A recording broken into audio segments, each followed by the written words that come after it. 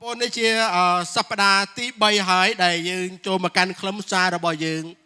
គេដំណើរចឹងបងប្អូនទាំងអស់គ្នាខ្ញុំឃើញថាបងប្អូនបានត្រៀមខ្លួនសម្រាប់អ្វីដ៏អស្ចារ្យក្នុងការដែលបន្សល់ទុកអ្វីដ៏អស្ចារ្យសម្រាប់មនុស្សជំនាន់ក្រោយបងប្អូនគេដំណើរឬក៏គេមរតកយើងស្គាល់ច្បាស់ណាស់នៅក្នុងជីវិតរបស់យើងជានៅក្នុងលោកីយ៍នេះដែលយើងតែងតែព្យាយាមសំយើងព្យាយាមស្វែងរកទ្រព្យសម្បត្តិជាច្រើនដើម្បីអោយកូនចៅរបស់យើងជំនាន់ក្រោយមានមរតកសម្រាប់ឬក៏គេមរតកសម្រាប់កូនចៅរបស់យើងជំនាន់ក្រោយប៉ុន្តែអ្វីដែលយើងបន្សល់ទុកនៅក្នុងលោកីយ៍នេះវានឹងបាត់បង់អ្វីដែលយើងបន្សល់ទុកនៅក្នុងលោកីយ៍នេះពេលណាមួយនឹងបាត់បង់អ្វីដែលយើងសន្សំទុកនៅក្នុងលោកីយ៍នេះគឺមិននៅស្ថិររហូតនោះទេហើយនៅក្នុងអ្វីដែលព្រះយេស៊ូវបានបង្រៀនមកកាន់ជីវិតរបស់យើងដែលព្រះយេស៊ូវបានបន្សល់ទុកនៅគេដំណើរដ៏អស្ចារ្យព្រះយេស៊ូវបានបន្សល់ទុកមរតកដ៏អស្ចារ្យសម្រាប់កូនប្រុសស្រីរបស់ព្រះអង្គនោះគឺជាសេចក្តីស្រឡាញ់ដែលគ្មានលក្ខខណ្ឌហើយក៏មិនដែលសាបសូន្យសោះឡើយព្រះយេស៊ូវបានបន្សល់ទុកនៅការអស្ចារ្យជាច្រើននៅក្នុងព្រះគម្ពីរដែលព្រះអង្គបានធ្វើការអស្ចារ្យដែលព្រះអង្គបានដេញអារក្សដែលព្រះអង្គបានប្រោះជំងឺដែលព្រះអង្គបានប្រោះមនុស្សស្លាប់ឲ្យមានជីវិតឡើងវិញហើយអ្វីដែលអស្ចារ្យបំផុតនោះគឺព្រះអង្គបានលះបង់ព្រះជន្មរបស់ព្រះអង្គនៅលើឈើឆ្កាងសម្រាប់យើងរាល់គ្នាហើយអ្វីដែលអស្ចារ្យទៀតនោះព្រះអង្គបានបន្សល់អ្វីដែលគេមរតករបស់ព្រះអង្គដែលបានបន្សល់សម្រាប់យើងនោះគឺមិនដែលសាបសូន្យសោះឡើយនៅក្នុងជីវិតរបស់យើងអេមែនអ្វីដែលព្រះបានបន្សល់ទុកសម្រាប់យើងគឺមិនដែលរលាយនោះទេហើយនឹងនាំឲ្យជីវិតរបស់យើងមានជីវិតអស់កលជានិច្ចនៅឯនគរឋានសួគ៌អញ្ចឹងព្រះយេស៊ូវអ្វីដែលព្រះយេស៊ូវបានបន្សល់ទុក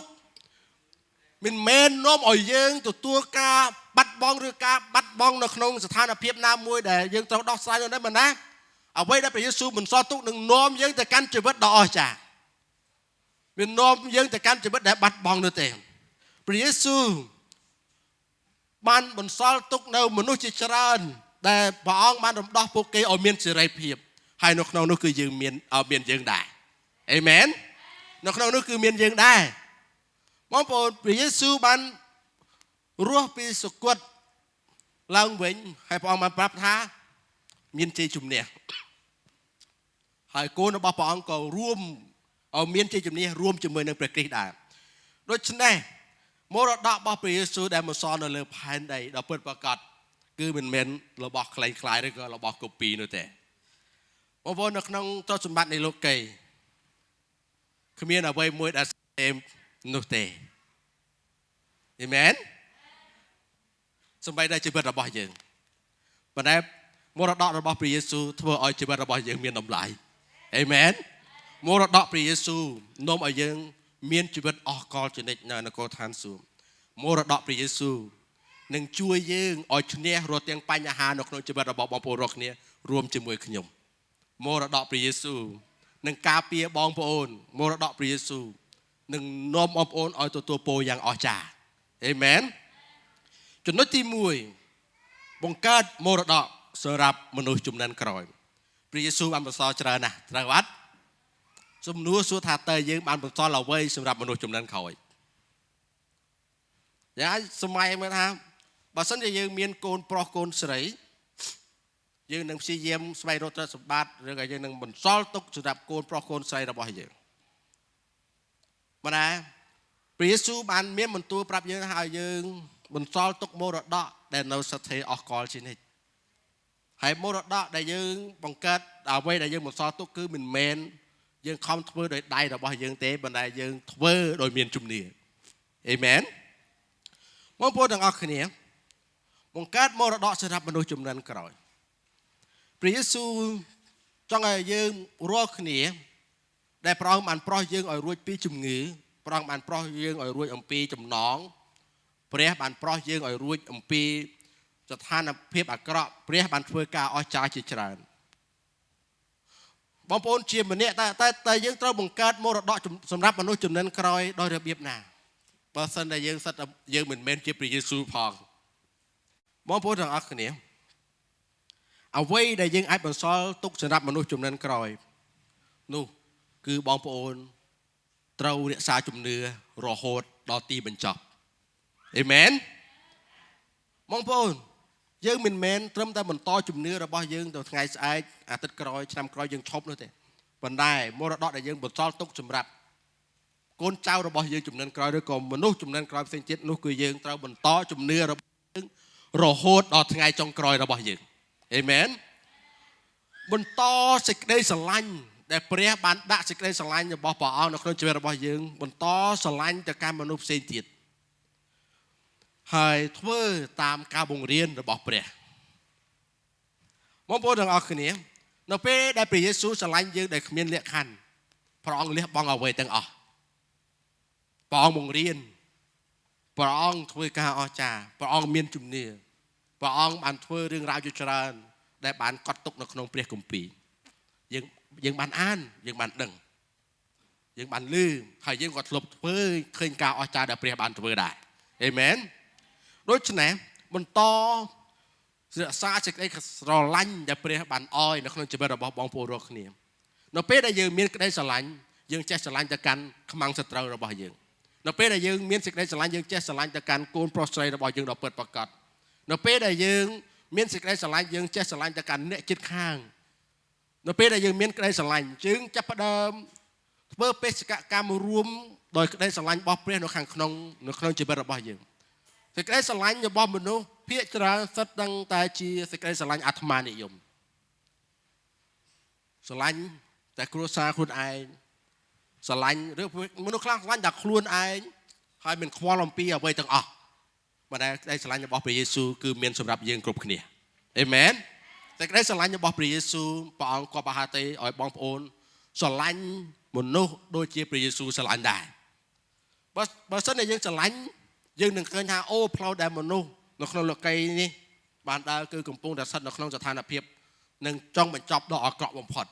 แต่สิ่งได้สลายบอกเปรียบานบอมพลาบอมแปรชีวิตระบอยยังสิ่งได้สลายบอกเปรีย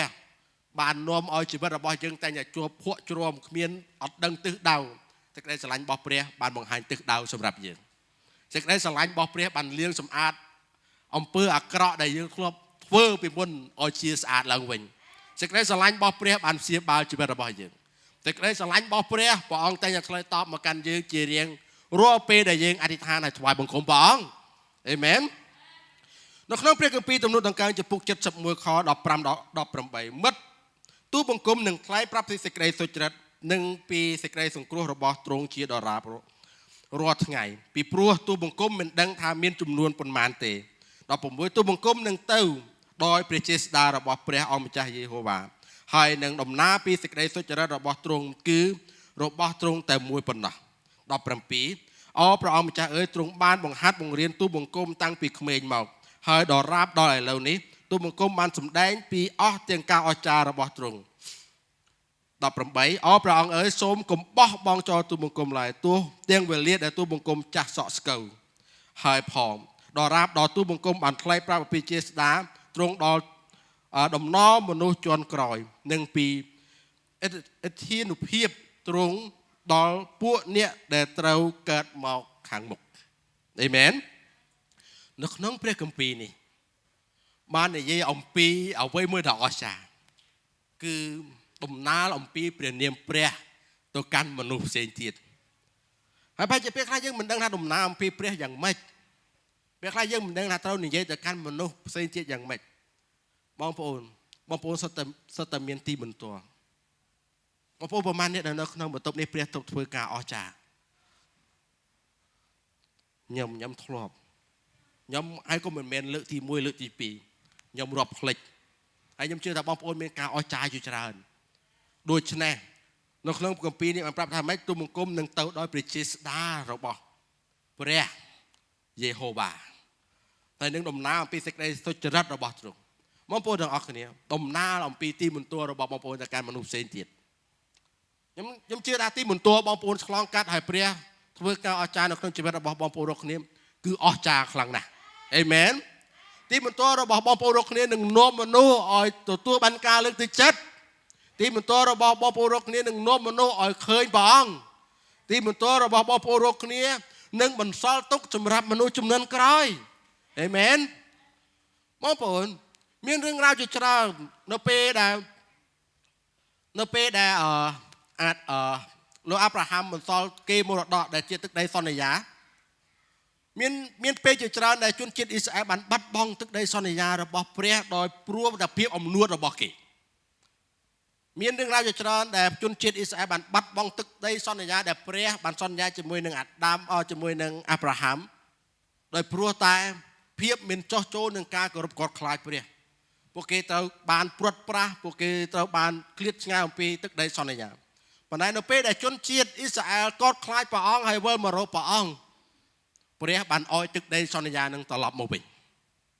ហើយជាទឹកដីសន្យាដែលបង្កើតផលផ្លែជាទឹកដីសន្យាដែលសម្បូរបែបជាទឹកដីសន្យាដែលអស្ចារ្យអេមែននៅក្នុងជីវិតរបស់យើងកុំឲ្យភាពឯករាជ្យរបស់យើងកុំឲ្យភាពអំនួតរបស់យើងការមិនកត់ខ្លាចព្រះអង្គនាំយើងចេញអំពីទឹកដីសន្យាចេញអំពីមរតកដែលព្រះឲ្យបងប្អូនអេមែនបងប្អូននៅក្នុងព្រះគម្ពីរនេះបានប្រាប់យើងថាកុំឲ្យទូលទៅកាន់ព្រះអង្គថាកុំឲ្យភ្លេចទូលបង្គំដល់ពេលចាស់សក់ស្កើហើយដល់រាបដែលទ្រង់ដល់ទូលបង្គំបានថ្លែងប្រាប់អំពីជាស្ដាប់នៅក្នុងអំណាចរបស់ព្រះយេស៊ូវអំណាចដែលព្រះអង្គបានធ្វើការអស្ចារ្យអំណាចដែលព្រះអង្គបានប្រោះយើងឲ្យជាពីជំងឺអំណាចដែលព្រះបាននាំយើងចេញអំពីភក់ជ្រាំអំណាចដែលព្រះបានប្រទានពរនៅក្នុងជីវិតរបស់យើង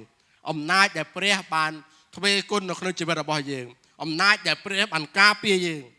សូមដំណើរប្រាប់ទៅកាន់មនុស្សផ្សេងទៀតអេមែនប្រហែលជានឹងមានមនុស្សពេលនេះកំពុងតែជួបប្រទះជាមួយនឹងការឈឺចាប់ដែលយើងធ្លាប់ឆ្លងកាត់រួចហើយប្រហែលជានឹងមានមនុស្សផ្សេងទៀតកំពុងតែជាប់គាំងប្រហែលជានឹងមានមនុស្សផ្សេងទៀតកំពុងតែជាប់គាំងនៅក្នុងផ្នែកអាហារវត្ថុរបស់គាត់ប្រហែលយើងដឹងថាស្ថានភាពនោះយើងឆ្លងកាត់រួចហើយព្រះក៏បានឆ្លើយតបការអធិដ្ឋានរបស់ខ្ញុំហើយទីបន្ទាល់របស់យើងនឹងនាំគេឲ្យស្រែកហៅឬក៏អធិដ្ឋានទៅកាន់ព្រះយេស៊ូវហើយព្រះនឹងធ្វើការអស្ចារ្យនៅក្នុងជីវិតរបស់គេតាមរយៈបងប្អូនរាល់គ្នាអេមែនហើយចាំបងប្អូនរាល់គ្នាតើបងធ្វើការអស្ចារ្យច្រើនតិចព្រះអង្គអស់ការអស្ចារ្យទៅបងប្អូនទាំងអស់គ្នាការថ្វាយបង្គំព្រះអង្គគឺយើងមិនមែនថ្វាយបង្គំការអស្ចារ្យនោះទេប៉ុន្តែយើងថ្វាយបង្គំព្រះដ៏ពិតហើយការអស្ចារ្យបានហូរចូលទៅកាន់ជីវិតរបស់បងប្អូនរាល់គ្នាការអស្ចារ្យគ្រាន់តែកើតឡើងដើម្បីរំលឹកយើងថាព្រះអង្គមានអំណាចព្រះអង្គមានប្រជាស្ដារព្រះអង្គអាចធ្វើអ្វីបានទាំងអស់ប៉ុន្តែយើងមិនថ្វាយបង្គំការអស្ចារ្យទេប៉ុន្តែយើងថ្វាយបង្គំព្រះរបស់យើងគឺព្រះយេស៊ូវអេមែនហើយការអស្ចារ្យនឹងហូរចូលទៅកាន់អ្វីដែលបងប្អូនត្រូវការអេមែនក្នុងព្រះនាមព្រះយេស៊ូវចេញទៅមិនថាបងប្អូនទៅកន្លែងណាកន្លែងធ្វើការកន្លែងរស់ស៊ីឬក៏កន្លែងកំសាន្តណាទេសូមចេញទៅដោយអំណាចរបស់ព្រះថ្លែងប្រាប់អំពីប្រជាស្ដារដល់មនុស្សជំនាន់ក្រោយគម្ពីរ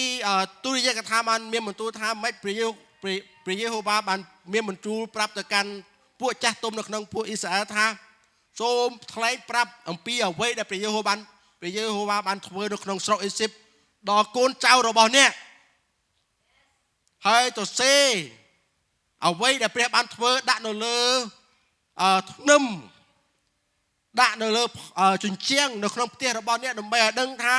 ព្រះយេហូវ៉ាបាននាំជនជាតិអ៊ីស្រាអែលចេញអំពីស្រុកអេស៊ីប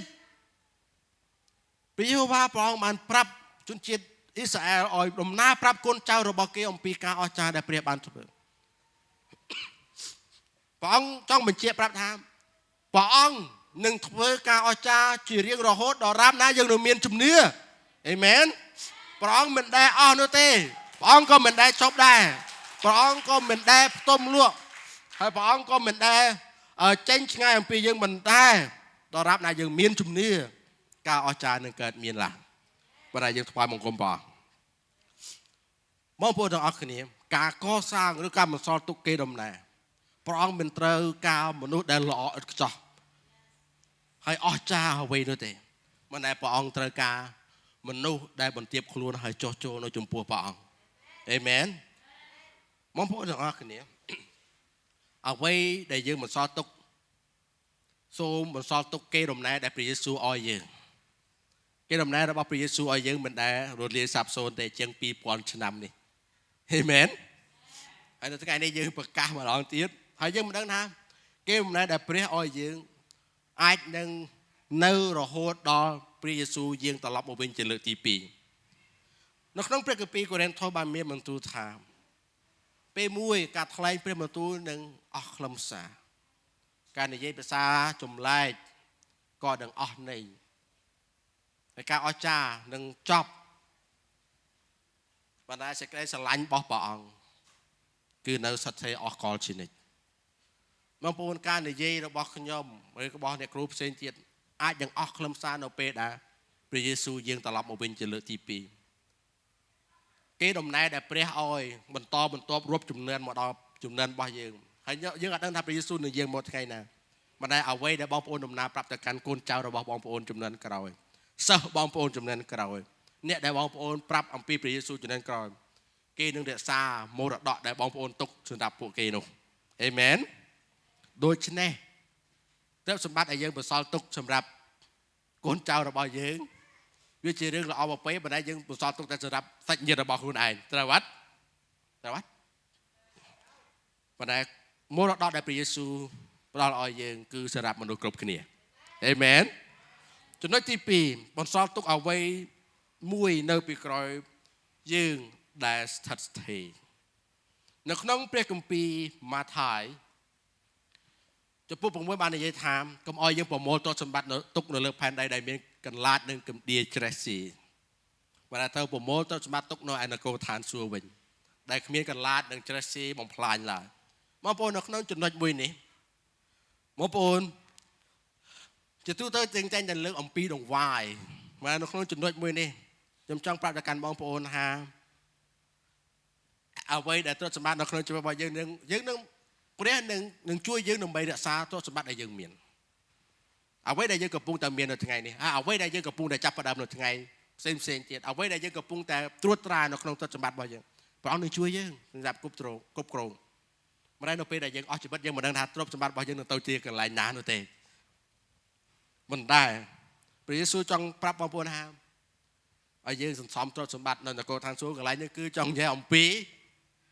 គេដំណើររបស់ព្រះយេស៊ូវបានឲ្យទៅកាន់ជីវិតរបស់បងប្អូននោះគឺជាសេចក្តីសង្គ្រោះអេមែននោះគឺជាសេចក្តីសង្គ្រោះដែលព្រះបាននាំបងប្អូនឲ្យរួចចេញអំពីអំណាចនៃអំពើបាបអេមែនហើយសេចក្តីសង្គ្រោះនឹងឯងបងប្អូនអាចមានសិទ្ធិទៅប្រាប់គេថាព្រះយេស៊ូវអាចសង្គ្រោះអ្នកបានអេមែនហើយមនុស្សនឹងអាចនឹងប្រាប់គេថាព្រះយេស៊ូវអាចសង្គ្រោះអ្នកឲ្យរួចចេញអំពីអំពើបាបបានមិនត្រឹមតែអំពើបាបទេព្រះអង្គអាចសង្គ្រោះបងប្អូនចេញអំពីទុក្ខវេទនាព្រះអង្គអាចសង្គ្រោះបងប្អូនចេញអំពីភាពក្រីក្រ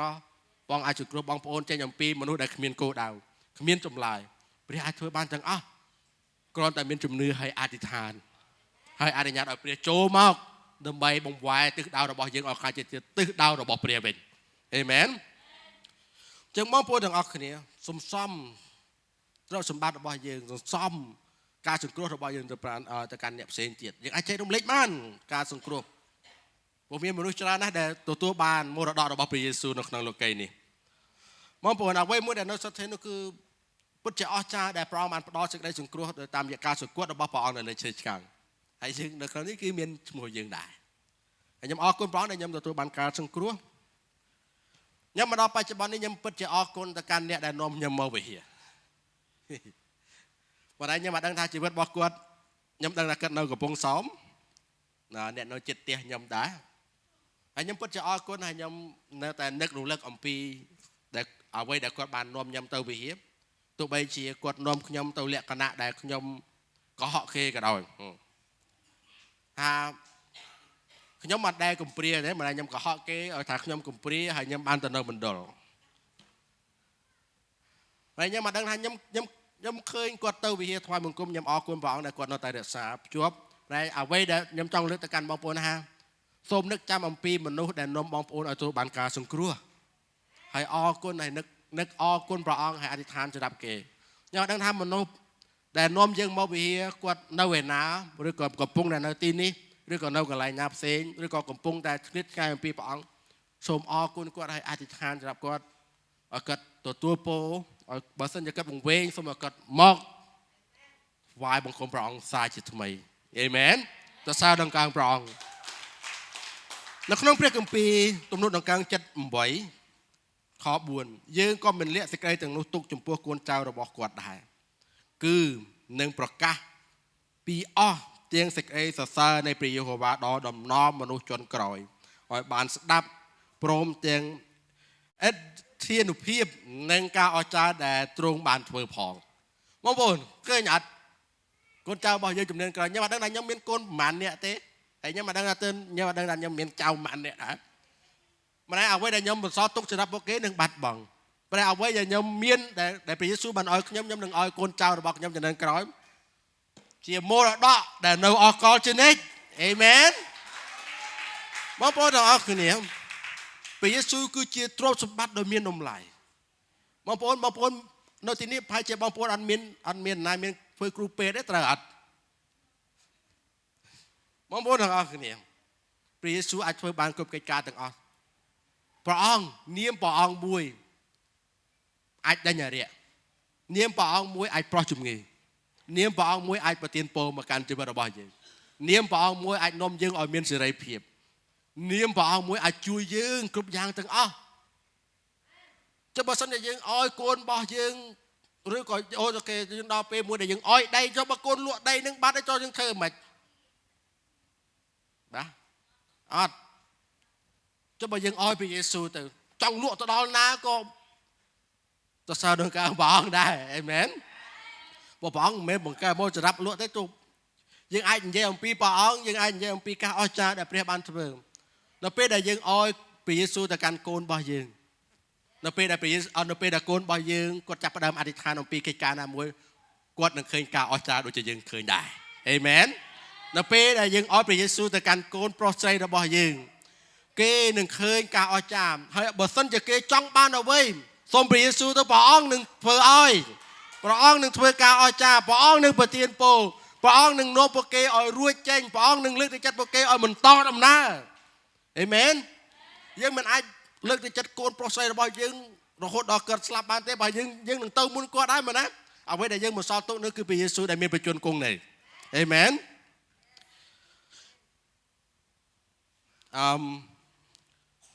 បងប្អូនសូមរក្សាជំនឿរបស់យើងបង្រៀនមនុស្សជំនាន់ក្រោយកូនចៅជំនាន់ក្រោយរបស់យើងប្រកាសដំណឹងល្អឲ្យមនុស្សស្គាល់អំពីព្រះយេស៊ូវបងប្អូនទាំងអស់គ្នា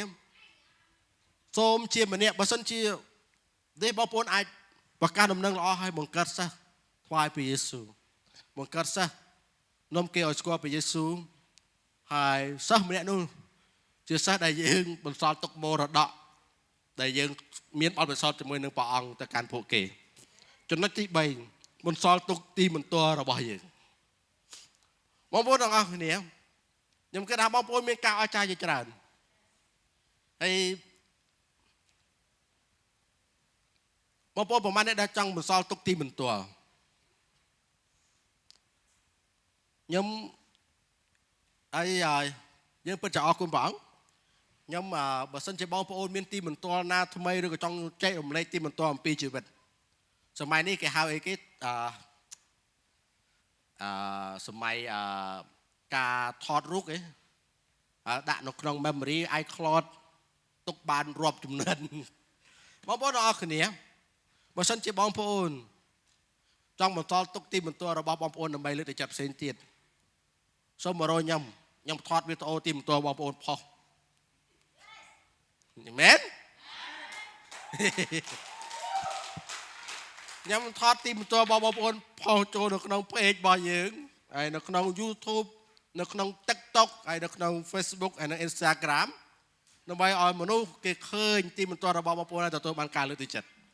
អេមែនអានេះជាអ្វីដែលយើងត្រូវធ្វើហើយ 4-5 ឆ្នាំក្រោយ10ឆ្នាំក្រោយបើសិនជា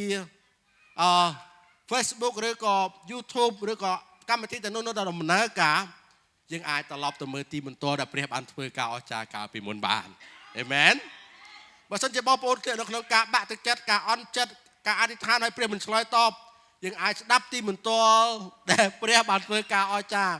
ដែលបងប្អូនចែករំលែកទីបន្ទាល់ទៅកាន់មនុស្សផ្សេងទៀតបងប្អូនទាំងអស់គ្នានៅក្នុងព្រះគម្ពីរទំនុកដង្កើងចំពុក145ខ4ដល់ខ6មនុស្សដំណំមួយនឹងសរសើរស្នាដៃនៃស្នាដៃរបស់ទ្រង់ដល់ដំណំមួយទៀតព្រមទាំងប្រកាសប្រាប់ពីការអិទ្ធិឫទ្ធិរបស់ទ្រង់ផងទូលបង្គំនិងរំពឹងគិតអំពីឫទ្ធានុភាពដ៏រុងរឿងឧត្តមហើយពីការអស្ចារ្យរបស់ទ្រង់ដែរមនុស្សទាំងឡាយនឹងថ្លែងអំពីឫទ្ធិនៃការអស្ចារ្យដ៏គួរស្ញែងខ្លាចរបស់ទ្រង់ឯទូលបង្គំ